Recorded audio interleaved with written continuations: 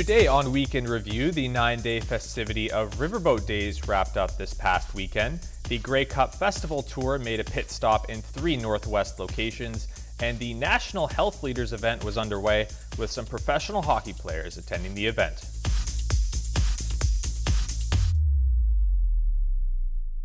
Hello, I'm Damian Smith, and thank you for joining us here on Week in Review, where we outline the news in the Northwest region. Well, just as this past weekend was ending, the citizens of Terrace were able to see the Northern Lights late at night, but a bit before that, a different kind of illumination lit up the night sky. Here's Cale Maslin with CFTK. Yesterday saw the Terrace Riverboat Days Festival celebration officially come to an end, and since a fireworks show was taken off at the table for an end-of-festival spectacle because of potential fire hazards, instead a show involving light-up drones in the night sky was how it was ended off this year. The show was put on by an Ontario company called North Star Drone Shows, and this show was just one of around 80 to 100 that they do yearly throughout all of Canada. But to be clear, the drones used for these shows are not the same as ones that would be in a store like Walmart. This drone is just used for a swarming drone, and it has light on it under the drone. And then the one that you're using that you bought in Walmart is a camera drone. To tide people over until the show started, several activities and vendors were set up at Christie Park, while the around 100 or so drones were properly prepared, and everyone waited for night to fall. And at around 11 p.m., the show finally began and went off seemingly without any problems. Plus, with how eco-friendly and fire hazard-free this type of show is, it doesn't seem out of the realm of possibility that these drones will continue to serve as the closing act for Riverboat Days in the future as well. For CFTK-TV News, I'm Cale Maslin. Continuing on with that, Saturday saw a big milestone for the Terrace and Kitimat area as well, with the airport hitting the quarter-century mark. Changes are being made to the entry point for many who travel to the Northwest region. On Saturday, the Terrace and Kitimat Regional Airport celebrated its 25th anniversary, including a new place to eat on site with the grand opening of Chef's Global Fusion. With a growing population in the Terrace and Kitimat area, this may be just the beginning for the airport's expansion. And as usual for Riverboat Days, families from around the area came to this late morning festivity to enjoy fire truck rides, raffle tickets for free tickets on Air Canada and WestJet flights, face paintings, and bouncy castles. From Terrace, I'm Damian Smith. Continuing our Riverboat Days coverage, I got a chance to stop by at the agricultural grounds in Thornhill to see the grand opening of the Northwest's first cricket pitch. It takes a lot of days, lot of months, couple of years to make that dream possible. Saturday afternoon marked an influential day for the Terrace Thornhill community with the official opening of the first real cricket pitch in the Northwest. Chief Bennett and MP Taylor Backrack both made appearances as well, showing their appreciation for this growing sport in the Canadian market. It was also crucial for the community as all the way from Prince Rupert to Chilliwack, there was just one cricket pitch, which was located in Prince George. This game is the passion for the player. They can't stop playing cricket. Even if they get injured, even if they have to run on the uneven surface, they play. They bring their body on the line for the game because they love it. So Kinder Greywall, who has been there since day one, has been the originator and the grassroots of the Northwest BC Cricket Association. And once he got in touch with Cam Siemens, it became that much easier to acquire players and to seek out a real pitch. The best thing is Cam is also a big sports person. She understands very well what a player is, what a player need, and what's the player's value. And she made it possible for us. She tried her best to give out for the cricketers. And when she seen that we are very passionate, she decided that yes, you guys deserve to have a cricket pitch. And the association is looking to create opportunities for the youth and for women as well, led by head coach Steve Hawes. We've got programs designed to teach skills, build confidence, and foster a game for the game for cricket that we all love so much. For instance, pitch symbolizes more than just a place to play cricket. It's a step forward for our community, a place where everyone is welcome, where we can all come together and share in the joy of this community. I just want to thank the people of Terrace for watching us, because when we play in the parking lot, they usually watch out of the boundaries. They love to see us when we are pushing our body, when we are hitting the ball, or when we are enjoying the game. They enjoyed with us. So I just want to thank you, each and every person of the Terrace, for being with us. From Terrace, I'm Damian Smith. Now, just released later this week, the Terrace RCMP revealed that a man was arrested and taken into custody after holding multiple guns in his home. This comes after a July 31st encounter on Dobby Street where a woman was shouting that a man had a gun and was threatening to shoot them. She was found safely in a different place, however, and after a search warrant on that same day, 15 guns were found, including a variety of ammunition as well as some drug paraphernalia in the vicinity. The man was released with a number of conditions, including a court date as well, and upon completion, the Terrace RCMP will be forwarding the results of the investigation to the BC Prosecution Services. Up next, midway through the CFL season, the Grey Cup Festival stops in the Northwest. With that, a report emerged that showed during the long weekend from earlier this past month that we saw a number of write-ups handed out on the roads and on the rivers. This was a combined operation ran by the BC Conservation Officer Service and Fisheries and Oceans Canada, and in total more than 100 written warnings were given out, as well as 70 tickets to people who committed a wide range of violations while celebrating Terrace's Riverboat Days Festival. The most common offenses that were said to be committed during the weekend were having incorrect licenses, going over daily catch limits, and the use of gear that was previously banned. Inspections were then done at various locations on rivers, logging roads, in addition to the main roads. Now, in between October 2023 to February 2024, Terrace's RCMP got several reports detailing that glue was being used to damage the door locks of local businesses. This eventually escalated to businesses getting their own windows smashed, and some even got attacked multiple times by the person eventually who was revealed as the glue bandit.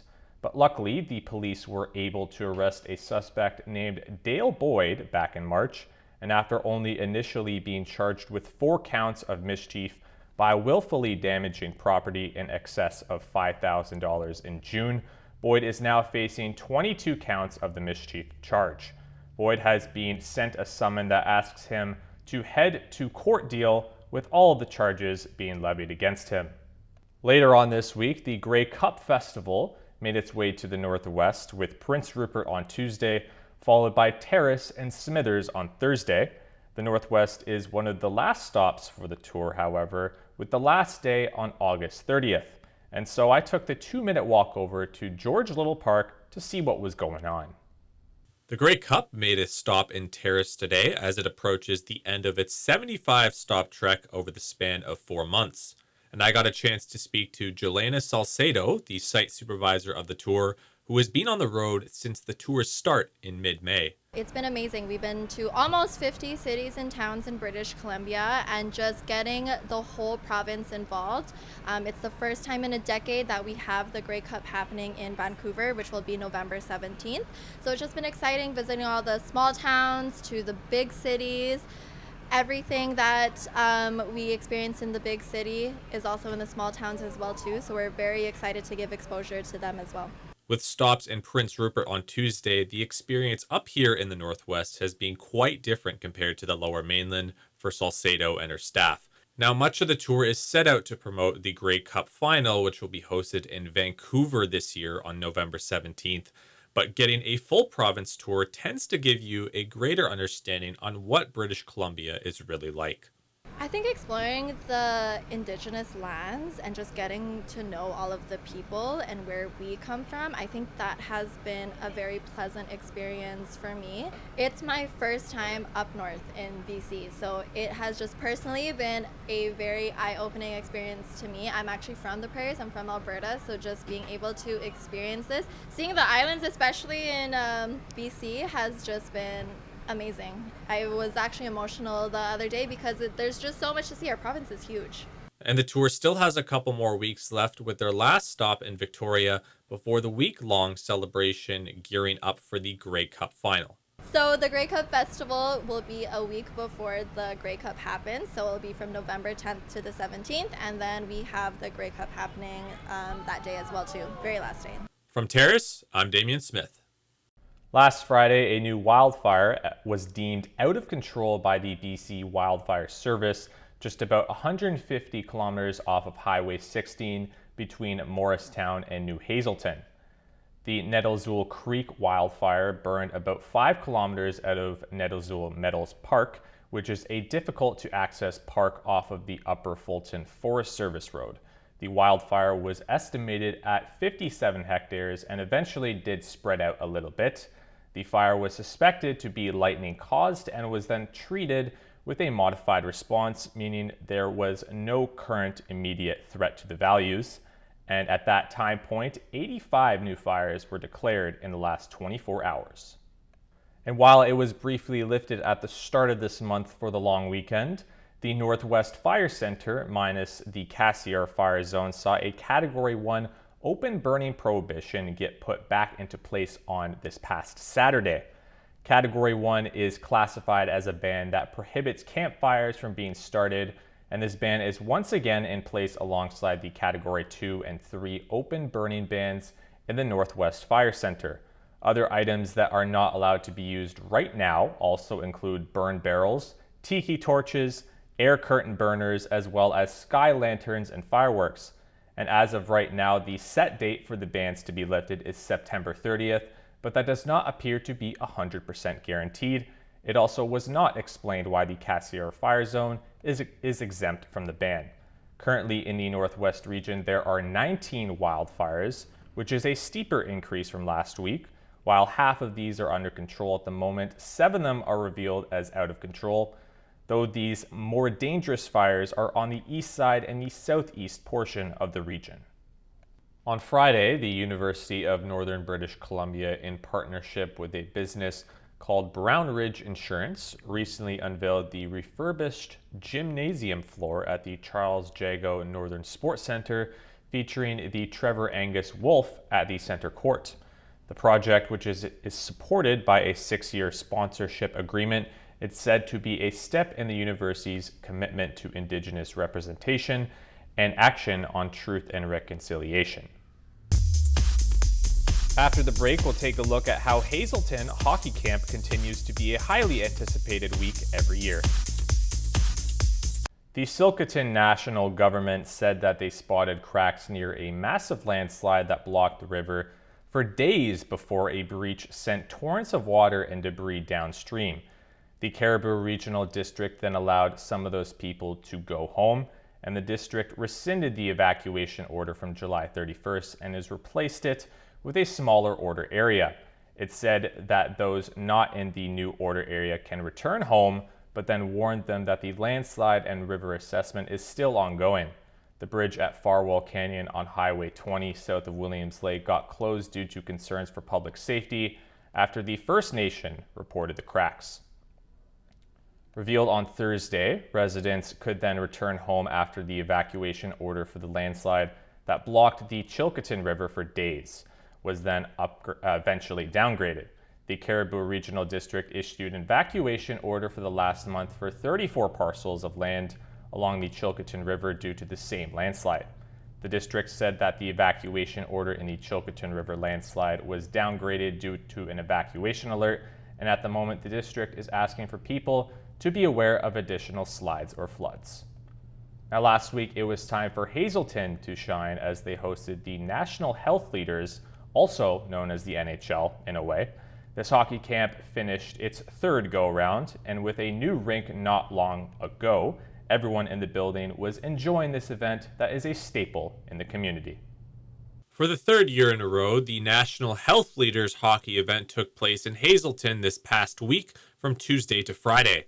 Roger Sterrett, the president of the Hazelton Minor Hockey Association, is seeing an uptick in participation from girls hockey in the Hazelton area. The reason that very special to us is because half of our registered members at Hazelton Minor Hockey are young girls. We're fortunate. We're very fortunate to have the number of girls that we have in Hazelton Minor Hockey. I know some of the other northern associations struggle to attract girls, and I think right across the province as well. And this year, with the creation of the Professional Women's Hockey League, players Madison Bizal, Claire Dalton, and Olivia Knowles made appearances along with NHL alumni Craig McTavish, Tim Hunter, and Brad Lazelle.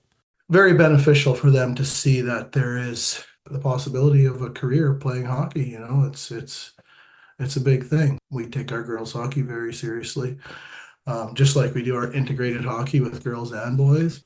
Located at the Upper Skeena Recreation Center, it's a recent new home for the area after years of no indoor rink in sight. Midway through the 2015 season, their old rink shut down after 44 years. 4 years without any significant organized hockey was pretty detrimental to our program for sure. Especially for the kids that couldn't afford to travel and register in Smithers. And with over 100 kids enrolled every year, the event looks to be a staple in the Northwest, especially for those who are in need of some summer hockey. I think it's worthwhile coming, and each year we get a little bit better at it. We find some things that maybe didn't work so well, and some come up with new ideas. And I think it's very inclusive of boys, girls. You're from a municipality or a First Nations community. It's not all-star tryouts or a combine by any means. It's very welcoming, no pressure. It's all about kids having fun and playing some hockey while they're doing it. The last thing I'd like to say is I'd really like to give a shout out to all the volunteers who helped us with the planning. The planning side of the camp, our coaches using up their annual vacation or taking time off work if they're independent contractors, which some of them are. And, those guys and girls stepped up and made this thing a reality for sure. From Hazelton, I'm Damian Smith. Back on Thursday, August 8th, there was an internet outage that occurred in the evening, affecting a lot of people throughout the Northwest region, covering Prince Rupert, Kitimat, and Terrace. Now, it turns out that the reason that the outage occurred is because a vandal went and stole part of a TELUS fiber optic cable that led to people not being able to use the internet in any way, shape, or form until repairs were finished at around 2 a.m. that night. The New Hazelton RCMP got a report that same evening about a man allegedly cutting a cable that was placed behind the 28 Inn, which is a local nearby motel that is just off of Highway 16. And currently, the police have not found a suspect, and their investigation into the case at this point is still active. A new urgent and primary care is set to open in Williams Lake next year. The clinic will be open 7 days a week, and Health Minister Adrian Dix says extended hours of the operation will make it easier for residents to access care. A statement from the province says there will be 18 full-time equivalent positions at the center, including family doctors, nurses, social workers, and physiotherapists. And according to that same statement, the Williams Lake Center opening early next year will be the 10th urgent and primary care center operating in the Interior Health region. Still to come, we will get a monthly update from the Kitimat RCMP. Welcome back. Last weekend, Kitimat's RCMP branch talked a bit about what they experienced during the first few days of the new month of August in an online report. One of the force's more notable experiences was managing to take a pair of impaired drivers off of the road, one of whom was discovered on a check stop on Dyke Road at around 10:30 p.m. and failed a breathalyzer test. The other was found the next evening at 8:25 p.m. on an undisclosed road and failed in the same way, with both seeing their vehicles impounded and getting 90-day driving prohibitions. The report also spoke about an event of theirs, the Healthy Kids Day at the River Lodge, that happened on August 11th at around 1 p.m. The event had both tennis courts and a bike rodeo activity station available to help those kids stay active. Midway through this week, it was announced that Old Masset on Haida Gwaii is set to receive its first ever licensed child care center, thanks to funding that will be provided by both the provincial as well as the federal government. The announcement was made official by the Ministry of Education and Childcare, as they said that the proposal put forth by the Old Masset Village Council was asking to create Old Masset Childcare was approved eventually. Now the council has stated that they took about 2 years to put this whole proposal together, and the center is set to hold 49 total child spaces, 24 of which will be for infant to toddler aged kids, and 25 will be designed to take care of the kids that are between 30 months and the kindergarten age. Now, later last week, there was a fatal collision that took place on Highway 16, which was revealed in a newer press release from the Terrace RCMP. It was around 6 p.m. on August 8th that a truck and motorcycle on Highway 16 around 35 kilometers west of Terrace ran into one another, and unfortunately, as a result of the crash, the motorcyclist ended up passing away. First responders were able to get to the scene quickly, and while they were not able to save the cyclist's life, they did also find that no one else got injured from this collision. Now, as a part of their investigation into the crash, the Terrace RCMP are asking anyone who witnessed what happened or perhaps got it on a dash cam to call them at 250-638-7400. The BC government says it is now working with the University Hospital of Northern BC to bring enhanced acute care and a dedicated cardiac unit to the region. Health Minister Adrian Dix has announced the approval of the business plan for a new patient care tower at the university. A statement from his ministry says the existing hospital was built in 1958 and it's now too small to serve the needs of Prince George and the surrounding area.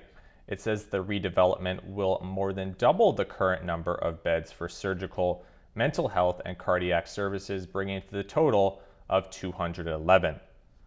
Police have issued a warning about a new scam where victims are tricked into providing personal information by calling a fraudulent BC Hydro phone number. RCMP said that there have been more than 100 reports about fake online advertisements urging customers to call and set up a new electricity service. They say that the ads direct people to a false website with a phone number where scammers then ask the caller the same set of questions that legitimate staff in the provincial Crown utility use to verify customers' identity. The Mounties said that they are working with the utility to have the fraudulent sites removed from the search engines, but they're also asking the public to be careful and report any issues to their local police department. Now, coming up this weekend, the Saratoga Cup is coming to Terrace, where the two-day tournament showcasing some of the best talent in rugby around the province, where 4 teams will be participating from Prince Rupert, Terrace, Rocky Mountain, and Penticton in both the men's and women's competition. The women's final will be at 12:20 on Sunday, with the men's final at 1 p.m. following suit. That'll be it for this week's version of Week in Review. Make sure to tune into our cast on Monday night at 5, 6, and 11 o'clock for more up-to-date news.